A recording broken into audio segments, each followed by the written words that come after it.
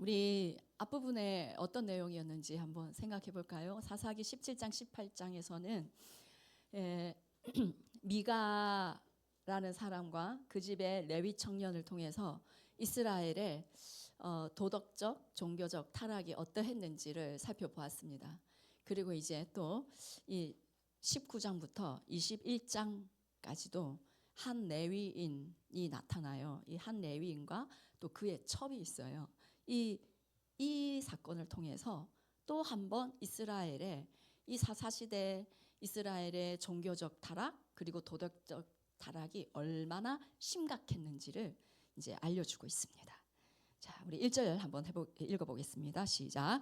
이스라엘에 왕이 없을 그때에 에브라임 산지 구석에 거류하는 어떤 레위 사람이 유다 베들레헴에서 첩을 맞이하였더니, 이스라엘에 왕이 없을 그때에 라고 말씀하고 있습니다.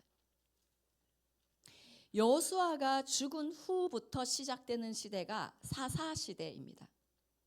그때 이 사사시대는 다른 나라들처럼 왕이 없었습니다. 그런데요, 사사시대 이전에도 이스라엘에 왕이 있었습니까? 없었습니다. 그러나 성경에서 사사시대 이전 시대에 왕이 없어도 성경은 왕이 없을 그때라고 말하지 않았습니다. 모세와 여호수아 시대 그때에도 이들을 통해서 하나님께서 이스라엘의 왕 되셔서 다스리는 그런 때였던 것이죠. 그런데 이 사사시대는 하나님을 왕으로 섬기지 않는 이스라엘 백성들이었어요.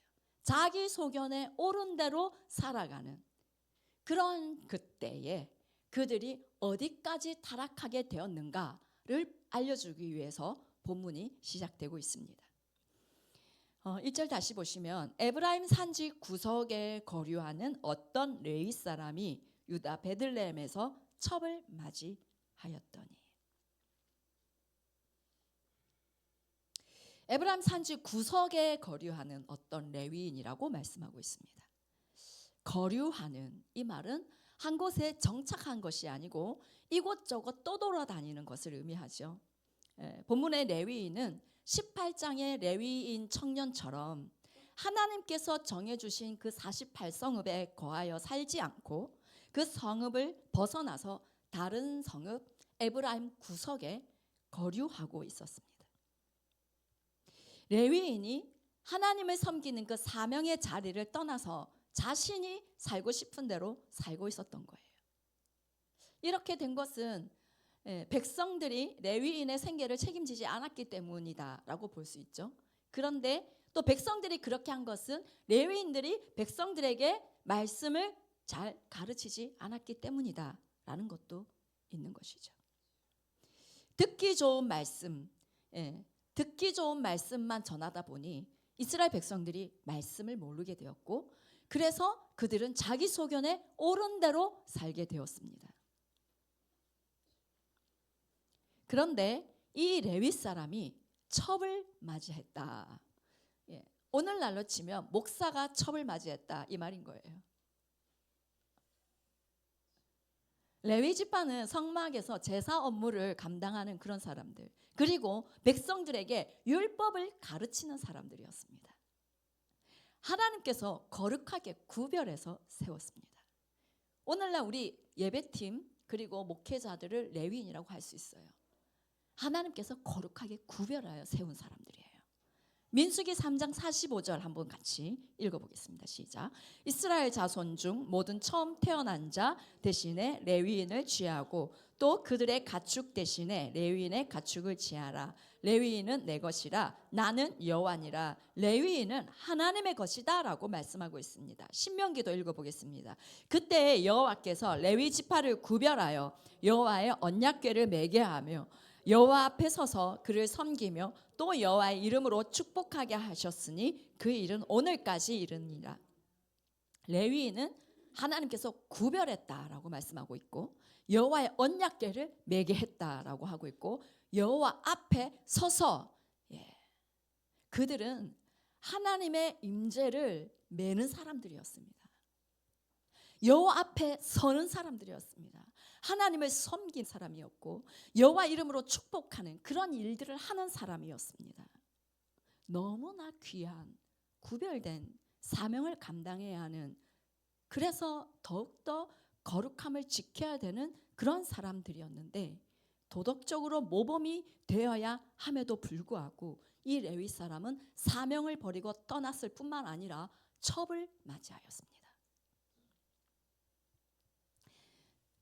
우리 앞부분의 18장에서 레위 청년 제사장이 단지파 자손이 더 좋은 조건을 딱 제시하니까 막 기뻐하면서 따라갔던 그 모습, 그리고 또 오늘 이 본문에 레위인이 첩을 두었다라는 이 말을 보면서 당시 종교 지도자들 레위인들의 도덕적 타락이 얼마나 심각했는지를 우리는 알 수 있습니다.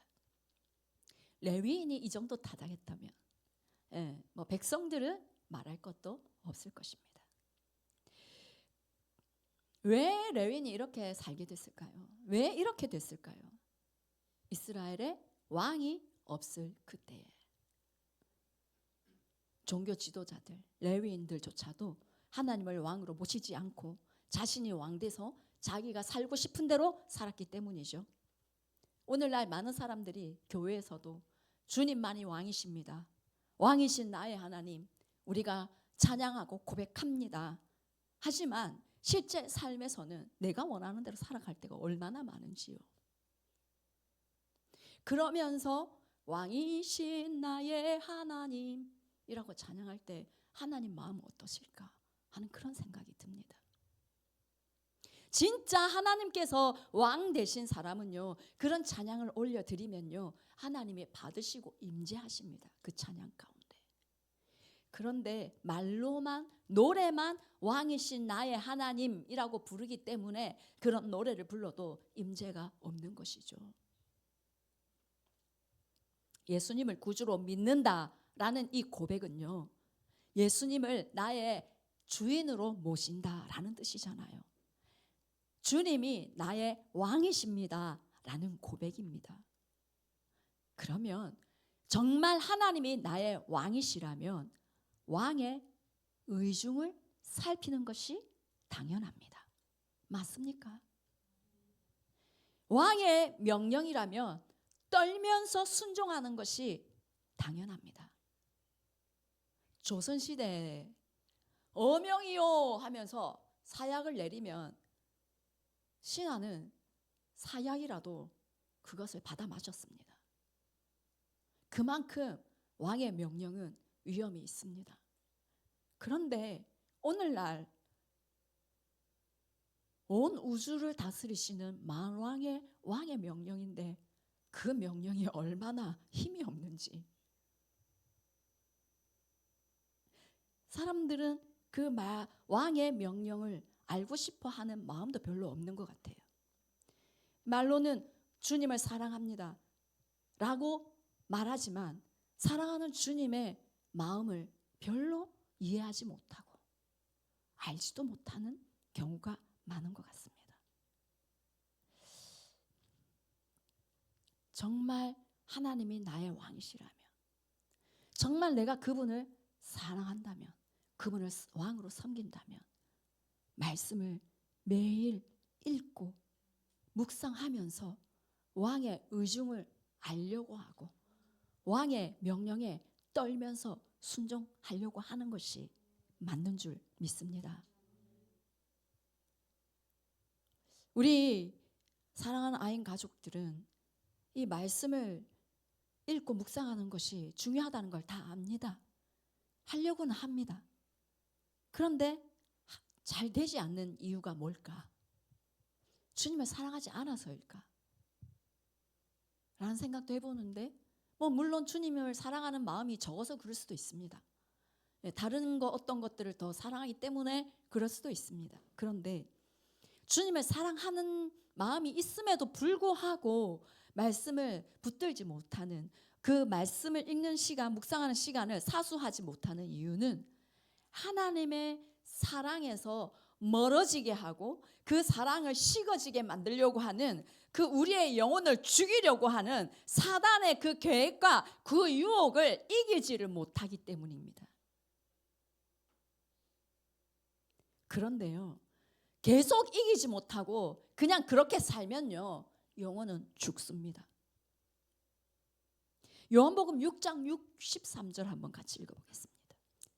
시작. 살리는 것은 영이니 육은 무익하니라. 내가 너희에게 이른 말은 영이요 생명이라. 우리 한 번 더 크게 읽읍시다. 시작. 살리는 것은 영이니 육은 무익하니라. 내가 너희에게 이른 말은 영이요 생명이라. 내가 너희에게 이른 말, 주님이 우리에게 말씀하신 이 말씀은 영이요 생명이라 라고 말씀하고 있습니다.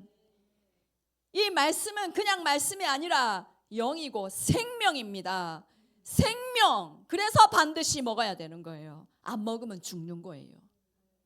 마태복음 4장 4절 같이 읽겠습니다. 시작. 예수께서 대답하여 이르시되 기록되었으되 사람이 떡으로만 살 것이 아니요 하나님의 입으로부터 나오는 모든 말씀으로 살 것이라 하였느니라 하시니, 밥만 먹고 살 수 없다는 거예요. 사람은 떡으로만 살 것이 아니다. 하나님의 입으로부터 나오는 모든 말씀으로 살 것이다. 우리는 말씀으로 삽니다.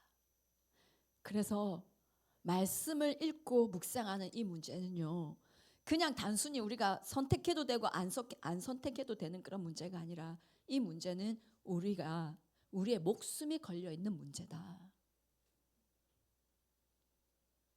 영이 정말 강건하기를 원하고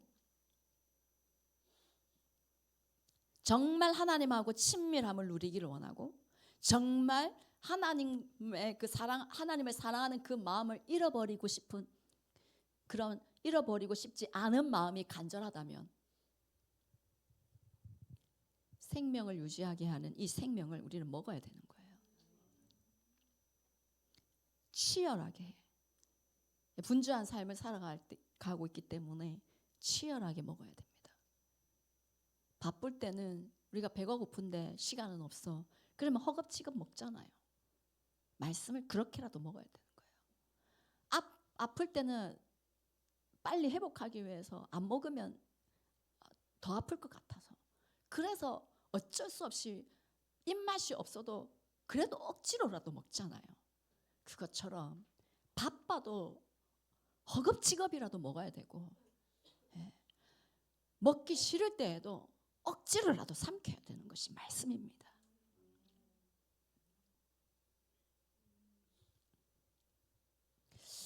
네, 그날 주시는 하나님의 말씀을 우리가 받고 그것을 붙들고 힘을 얻고 살게 되는, 순종함으로 주님의 주시는 복을 얻고 하나님이 왕 되신 삶을 살아가는 자가 되기를 원합니다.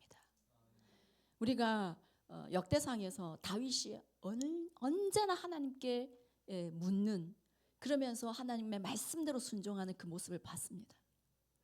하나님이 철저히 왕 되신 다윗이었어요. 하나님은 그렇게 항상 순종하는 그 다윗을 통해서 하나님이 통치하시는 이스라엘을 세우셨습니다. 우리가 하나님이 왕 되셔서 항상 하나님께 순종하는 그 삶을 살아가는 그것이 자연스럽게 몸에 빼여 있을 때, 그런 우리를 통해서 하나님은 하나님의 나라를 세워가시는 거예요. 신명기 6장 24절 같이 한번 읽어보겠습니다. 시작. 여호와께서 우리에게 이 모든 규례를 지키라 명령하셨으니 이는 우리가 우리 하나님 여호와를 경외하여 항상 복을 누리게 하기 위하심이며, 또 여호와께서 우리를 오늘날 살게 하려 하심이라. 하나님께서 우리에게 말씀을 지키라. 어렵잖아요. 말씀대로 사는 게 쉽지만 않습니다. 그렇지만 말씀을 지키라 명하신 하나님의 본심은 여기서 뭐라고 말씀합니까? 항상 복을 누리게 하기 위하심이요. 우리가 하나님을 경외하여서 항상 복을 누리는 것이 하나님의 본심입니다. 우리가 이렇게 주일날 시간을 내서 늦잠을 잘 수가 없고 막 일찍 일어나서 교회를 와서 예배를 드려야 되고 말씀을 들어야 되고 또 기도하는 생활을 해야 되고 또 말씀을 읽는 생활을 해야 되는, 하나님이 그렇게 해라 라고 하신 이유는 항상 복을 누리게 하기 위하심이요.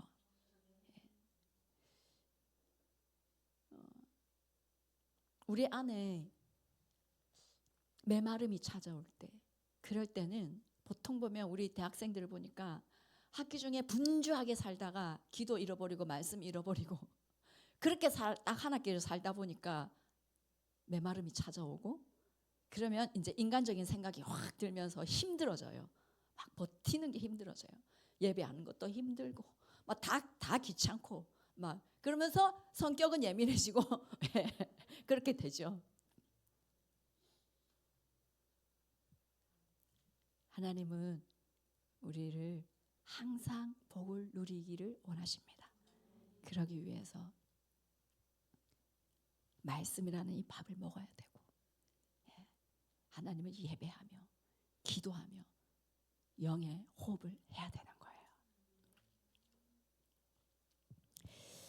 그런데 이 사사시대 영적 지도자들은요, 말씀을 떠나서 타락했습니다. 그들이 그렇게 말씀을 떠나서 타락하니까 사사시대 공동체 전체가 타락을 합니다. 2절 보겠습니다.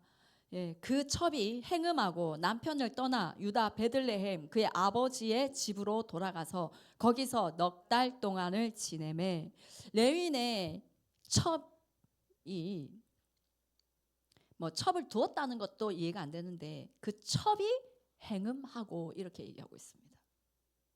이 원문을 더 정확하게 번역하면은 그런데 그의 첩이 그를 대적하여 간음하였다입니다. 그러니까 이 레위인이, 이 남편이 이제 무슨 잘못을 했겠죠. 그래서 이 첩이 화가 나서 반발심으로 간음을 했다라는 겁니다.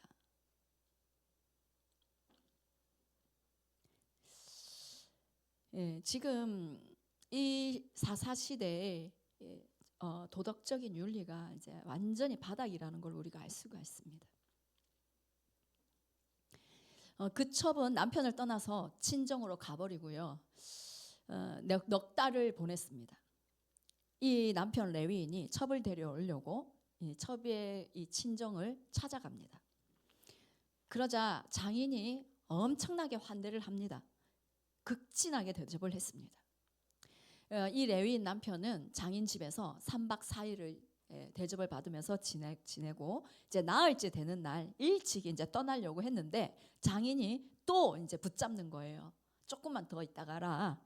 그래서 하루를 더 유숙합니다. 그리고 이제 5일째 되는 날 아침에 이제 떠나려고 합니다. 이제 안식일이 다가오기 때문에 빨리 가야 되는 거예요. 그런데 그날 역시 또 장인이 이제 밥 먹고 가라 막 이렇게 한 거예요. 그러다가 이제 해가 이제 질 무렵에 5일째 해가 질 무렵에 이제 출발을 하게 된 것입니다. 원래 베들레헴에서 에브라임 산지까지는 약 반나절이면 갈 수 있는 그런 거리였습니다만 오후 늦게 출발하다 보니까 이 레위인 일행이 베냐민 지파에 속한 기브아에서 하룻밤을 묵고 갈 수밖에 없었습니다. 자, 15절 같이 읽겠습니다. 시작. 기브아에 가서 유숙하려고 그리로 들어가서 성읍 넓은 거리에 앉아 있으나 그를 집으로 영접하여 유숙하게 하는 자가 없었더라. 네. 레위 사람 일행이요 밤에 기브아에 도착해서 그곳에 유숙하여 보려고 성읍 넓은 거리에 앉아 있었습니다. 사람들이 많이 왕래하는 이 넓은 성읍 광장에 앉아 있었다. 이것은 이제 나그네를 대접하라 하신 그 율법의 가르침을 따라서 기브아 사람들이 자신들을 지금 영접해서 유숙하게 해주기를 기다리고 있었던 거예요. 고대 근동에서는요 나그네를 대접하는 것이 아주 중요한 미덕 가운데 하나였습니다. 신명기 10장 19절에서도 하나님 이렇게 말씀하셨습니다. 너희는 넘겨주세요. 너희는 나그네를 사랑하라. 전에 너희도 애굽 땅에서 나그네 되었음이니라. 이 말씀처럼 하나님께서 나그네를 사랑하라라고 환대해라라고 하셨기 때문에 이스라엘 백성들에게 이 나그네를 환대하고 대접하는 것은 미덕이자 의무였습니다. 그래서 레위 사람의 장인도 극진하게 이 사위를 대접한 것은 사위라서 그런 것도 있겠지만 문화가 원래 그랬기 때문입니다. 그래서 이 레위 사람은 기브아에서도 그렇게 기대를 했는데 그들을 영접해 주는 사람들이 아무도 없었습니다. 이것은요, 이 기브아 사람들이 모두 자기 소견에 옳은 대로 행하는 사람들이라서 이 말씀을 기억하고 말씀대로 살려고 하는 사람들이 아무도 없었다는 것입니다. 워낙 그 땅이 타락하다 보니까 마음이 강팍해서 선을 베풀려고 하는 사람들이 없었습니다. 이 레위 사람은, 그래도 기브아 사람은 베냐민 지파, 자기 동족, 이스라엘 자기 동족이기 때문에 선대하지 않을까라는 그런 기대를 가지고 찾아갔습니다만 이미 그 기브아 사람들은 가나안 사람들처럼 그냥 되어버렸습니다. 너무나 타락했습니다. 윤리도 없고 타락한 그런 사람들이었습니다. 자, 그때 16절입니다. 저녁 때 한 노인이 밭에서 일하다가 돌아오니 그 사람은 본래 에브라임 산지 사람으로서 기브아에 거류하는 자요, 그곳 사람들은 베냐민 자손이더라. 이스라엘은 일교차가 굉장히 큽니다. 그래서 밤에 노숙을 한다는 것은 상당히 어려운 일이었습니다. 그래서 간절히 자신들을 영접해 줄 사람들을 기다리고 있었는데 다행히도 한 노인이 이 레위인 일행을 보고 자기 집으로 초대합니다. 이 노인은요, 기브아 출신도 아니었고 기브아 사람이 아니고 기브아에 거류하는 에브라임 사람이었습니다. 기브아에 나그네처럼 살고 있는 그 노인이 레위인을 섬깁니다. 기브아 사람들은 말씀을 아는 사람들이 없었고 말씀대로 사는 사람도 없었고 오직 이 노인 한 사람이 말씀을 알고 있었던 거예요. 그래서 이 노인의 집에 가서 레위인 일행은 먹고 마시고 아주 즐거운 시간을 보냈습니다. 그런데 자, 22절 같이 한번 읽어보겠습니다. 시작. 그들이 마음을 즐겁게 할 때에 그 성읍의 불량배들이 그 집을 에워싸고 문을 두들기며 집주인 노인에게 말하여 이르되 내 집에 들어온 사람을 끌어내라. 우리가 그와 관계하리라 하니. 불량배들이 노인의 집에 찾아와서 노인의 집을 에워싸고 문을 두드리면서 이 레위인을 끌어내라 라고 말합니다. 우리가 그와 관계하리라 이렇게 얘기합니다. 이 말은요, 남성끼리 성관계하겠다 이 말입니다. 기브아의 이 불량배들이 레위인 그 남자를 끌어내서 동성애하겠다라고 하는 거예요. 이 장면은 성경의 창세기 19장에 아주 비슷한 장면이 나오죠. 천사들이 남성들의 모습으로 소돔성에 찾아갔을 때에 롯이 그 천사들을 영접해서 자기 집에서 대접을 하는데 소돔성 사람들이 이 롯의 집에 찾아와서 문을 두드리면서 너희 집에 온 사람들 끌어내라. 우리가 그들과 관계하겠다라고 얘기합니다. 그래서 롯이 뭐라고 얘기합니까? 이러지 마라. 나에게 두 딸이 있다. 두 딸을 내어줄 테니까 너희 좋을 대로 해라. 우리 집에 온 손님은 아무 일도 하지 마라. 놔둬라. 이렇게 얘기합니다. 이게 말이 됩니까? 참. 이 소돔성 사람들이 문을 부수려고 해요. 계속 문을 두드리니까. 그래서 천사들이요, 그 사람들 눈을 어둡게 해버립니다. 그런데요, 이 소돔성 사람들이 눈이 어두워졌음에도 불구하고 그런 지금 눈이 안 보이는 상황에서도요, 성경이 뭐라고 얘기하냐면 그들이 문을 찾느라고 헤매었더라. 그 문을 찾아서 들어가서 동성애 하겠다라는 거예요. 눈이 멀었는데도 그들의 그 더러운 욕정을 제어할 수가 없는 거예요. 와. 사사기 시대 지금 동일한 거예요. 노인의 이 집 앞에서 사람들이 그러고 있었던 거예요. 노인이 나가서 사정을 했습니다. 23절 24절입니다. 시작. 집주인 그 사람이 그들에게로 나와서 이르되 아니라 내 형제들아 청하노니 이 같은 악행을 저지르지 말라. 이 사람이 내 집에 들어왔으니 이런 망령된 일을 행하지 말라. 보라 여기 내 처녀딸과 이 사람의 첩이 있은즉 내가 그들을 끌어내리니 너희가 그들을 욕보이든지 너희 눈에 좋은 대로 행하되 오직 이 사람에게는 이런 망령된 일을 행하지 말라 하나. 예, 노인은요 불량배들을 설득을 할 수 없겠다라는 생각을 하고요. 이 손님 레위인 남자를 보호하기 위해서 뭐라고 얘기했습니까? 내 처녀딸과 레위인 첩을 내줄 터이니 그들을 욕보이든지 너희 눈에 좋을 대로 해라, 이렇게 얘기합니다. 이 처녀딸이라는 말은 남자를 가까이 하지 않은 동정녀를 말합니다. 남자 손님이 희생되는 것보다 차라리 자기 딸 그리고 레위인의 첩이 희생되는 게 낫다라고 지금 생각하고 있는 거예요. 얼마나 남성 중심의 사회였는지, 그리고 손님 접대가 얼마나 중요했는지 뭐 그런 걸 알려주기도 하지만, 이 노인의 행동마저도 그 사회가 얼마나 윤리적으로 영적으로 아무런 그런 시대였는지를 지금 가르쳐주고 있습니다. 유다서 7장 7절입니다. 시작. 소돔과 고모라와 그 이웃 도시들도 이와 같이 음란하며 다른 육체를 따라 가다가 영원한 불의 형벌을 받음으로 거울이 되었느니라. 여기 보시면 음란하여 다른 육체를 따라가다가, 이게 뭐 다른 육체가 바로 동성애를 말합니다. 예, 다른 육체를 따라가는 그런 음란과 타락으로 인하여 그 소돔성은 어떻게 됐습니까? 영원한 불의 형벌을 받음으로, 불과 유황으로 멸망했습니다. 여러분, 우리가 어저께 그 차별금지법안 반대하는 이제 국민대회 다녀오신 분들은 이제 너무나 이제 잘 알겠죠. 하나님이 창조하신 성의 질서는 아주 그냥 분명합니다. 창세기 1장 27절입니다. 시작. 하나님이 자기 형상 곧 하나님의 형상대로 사람을 창조하시되 남자와 여자를 창조하시고, 예, 하나님은 그냥 남자와 여자를 창조하셨습니다. 그리고 창세기 2장 24절을 읽어보시면 남자가 부모를 떠나 그의 아내와 합하여 둘이 한 몸을 이룰지로다. 성경에서 말씀하고 있는 성의 질서는 남자와 여자가 한 몸이 되는 곳, 이것입니다. 그 외에는 없습니다.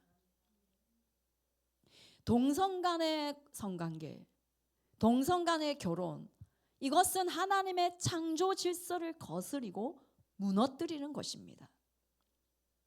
레위기 20장 13절에 이렇게 말씀하고 있습니다. 누구든지 여인과 동침하듯 남자와 동침하면 둘 다 가증한 일을 행함인즉 반드시 죽일지니 자기의 피가 자기에게로 돌아가리라. 하나님의 말씀은요, 동성애자들을 뭐라고 말씀합니까? 죽일지니라고 말씀하고 있습니다. 중대한 범죄라는 것입니다. 물론 우리는 동성애자들을 긍휼히 여기고 그들을 위해서 기도해 줘야 됩니다.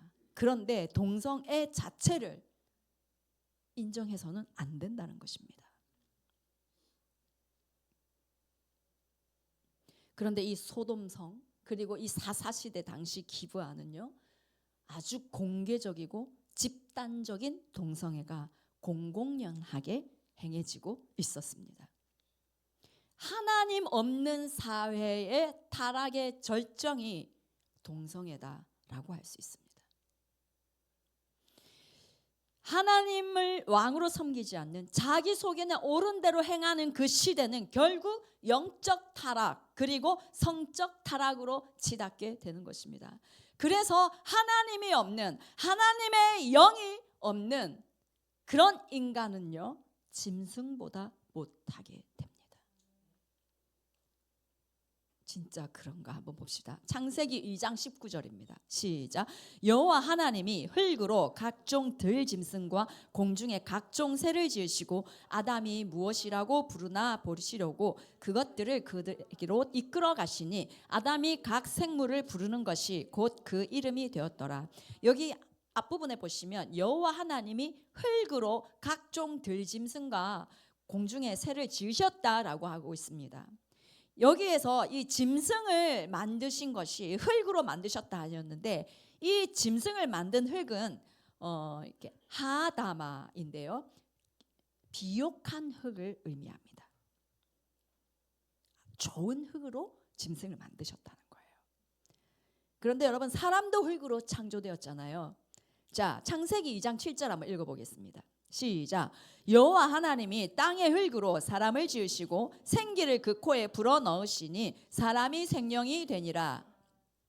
7절에 또 이 사람을 흙으로 지으셨다라고 말씀하죠. 그런데 이 흙의 원어가 짐승의 그 흙과 다릅니다. 아파르인데 먼지, 티끌, 마른 흙입니다. 원어가 달라요. 사람은 티끌로 만들어진 존재다. 그래서 연약한 존재입니다. 먼지와 같은 그런 존재. 거기에 여호와의 생기가 불어 들어왔기 때문에 살아있는 인격적인 존재가 된 거예요. 그런데 그 여호와의 생기가 없으면, 하나님의 영이 사람 가운데 없으면 짐승보다 못한 존재가 되는 것입니다.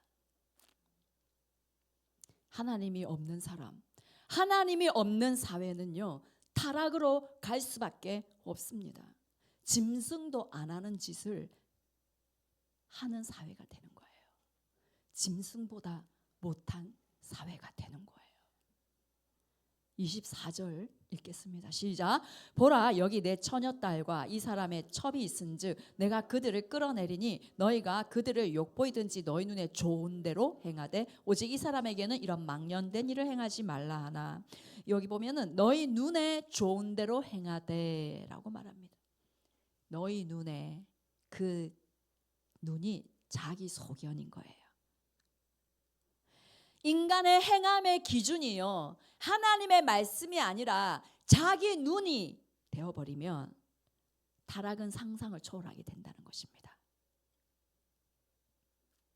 네덜란드에서요, 동성애가 합법화된 이후에 어떻게 갔냐면 근친상간도 합법화되고 소아성애도 합법화되고 동물과 관계하는 수간도 합법화되었습니다.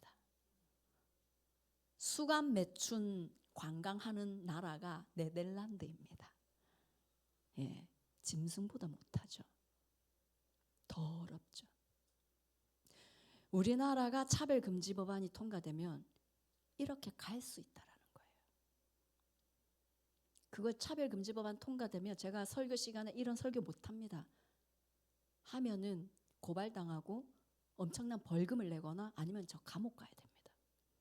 이게 어떤 그냥 뭐 어떤 상상으로 만들어진 것이 아니라 이게 팩트입니다.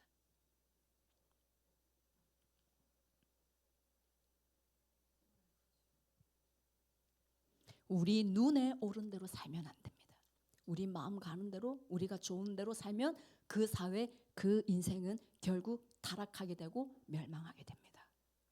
우리 행위의 기준은 사람의 눈이 아니라, 우리 생각대로가 아니라 절대적 존재이신 하나님의 말씀대로, 하나님의 눈에 맞추어서 죄를 분별할 수 있고 하나님이 원하시는 삶을 살아가야 하는 것입니다. 25절 같이 보겠습니다. 무리가 듣지 아니하므로 그 사람이 자기 첩을 붙잡아 그들에게 밖으로 끌어내매 그들이 그 여자와 관계하였고 밤새도록 그 여자를 능욕하다가 새벽 미명에 놓은지라. 예, 노인이 자기 처녀딸과 레위인 첩을 내주겠다고 해도 불량배들이 계속해서 문을 두드리면서 아우성을 치니까 이 레위인이요, 여기 25절 보십시오. 자기 첩을 붙잡아 그들에게 밖으로 끌어내매. 이 붙잡아는요, 원어가 와야하체크인데요, 강하다, 압도하다 이런 의미입니다. 레위인이 자기 첩을 아주 세게 붙잡아서 강제로 밖으로 끌어낸 거예요. 그 첩이 나가고 싶었겠습니까? 안 나가려고 얼마나 저항을 했겠습니까? 그런 첩을 강하게 붙들어서 밖으로 내밀어 버렸습니다. 자신이 살겠다고, 자신이 보호해야 할 그 여인을 사지로 밀어냈습니다. 그리고 그 여자는 밤새도록 능욕을 당하다가 동틀 때 그 레위인이 있는 그 집 문 앞에 엎드려져 죽었습니다. 그 첩이 갈 곳이 없어서 살기 위해서 거기까지 죽을 힘을 다해서 기어갔지만 결국 그 안으로 들어가지 못하고 거기서 죽었습니다. 27절 28절 봅시다. 그의 주인이 일찍이 일어나 집 문을 열고 떠나고자 하더니 그 여인이 집 문에 엎드려져 있고 그의 두 손이 문지방에 있는 것을 보고 그에게 이르되 일어나라 우리가 떠나가자 하나 아무 대답이 없는지라. 이에 그의 시체를 나귀에 싣고 행하여 자기 곳에 돌아가서 그의 주인이 일찍이 일어나. 이 레위인 남자는 잠을 잘 잤나 봅니다. 일찍이 일어났다고 말합니다. 일어났으면 당장 뭐부터 해야 됩니까? 자기 첩을 찾으러 가야죠. 그런데요, 떠나고자 하더니 지금 자기 집에 가려고 짐 챙겨서 집 나오고 있는 거예요. 첩은 어떻게 됐는지 신경도 안 씁니다. 그리고 집에 가려고 문을 엽니다. 문지방에 엎드려져 있는 그 첩을 보고 하는 말이 일어나라 우리가 떠나가자. 쓰러져 있는 첩을 보고 일으켜서 업고 가서 어떻게든 해야 되잖아요.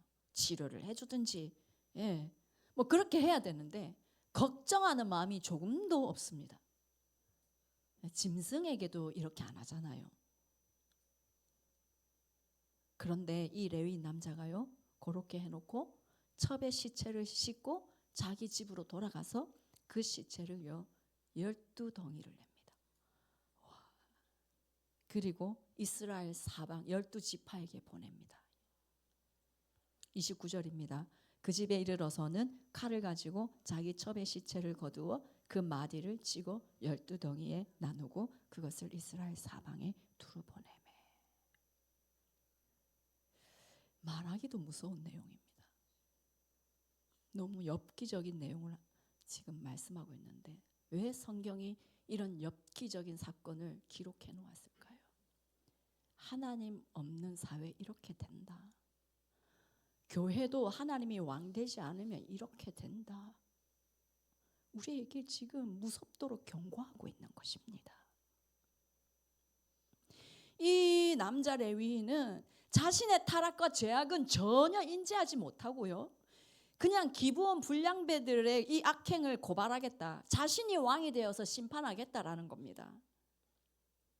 결과적으로 이 레위인의 행동으로 인해서 이스라엘 총회가 소집이 되고 그러면서 이 기브아를 옹호하는 베냐민 지파와 다른 지파들 사이가 이제 아주 그러니까 전쟁이 일어납니다. 말씀 마무리합니다. 하나님 왕되지 않는 사회, 하나님이 왕되지 않는 사람, 하나님 없는 사회는 짐승보다 못한 잔혹함과 무질서로 가득하게 된다라는 경고를 오늘은 하나님께서 말씀으로 우리에게 너무나 무섭게 외치고 계십니다. 한국 교회가 이렇게 가고 있는 것은 아닌가? 너무나 염려가 됩니다. 우리 한 사람 한 사람이 철저하게 하나님이 왕 되시는 우리가 되기를 원합니다. 하나님의 말씀을 읽고 말씀을 아는 자가 됩시다. 그리고 그 말씀에 순종하는 자가 됩시다. 그리고 이 한국 교회가 이 나라와 이 민족이 하나님이 왕 되시도록 성경적 가치 위에 세워져 그렇게 세워지는 나라가 될 수 있도록 간절히 기도하면서 복음을 전하는 우리가 되기를 원합니다. 우리 찬양하겠습니다.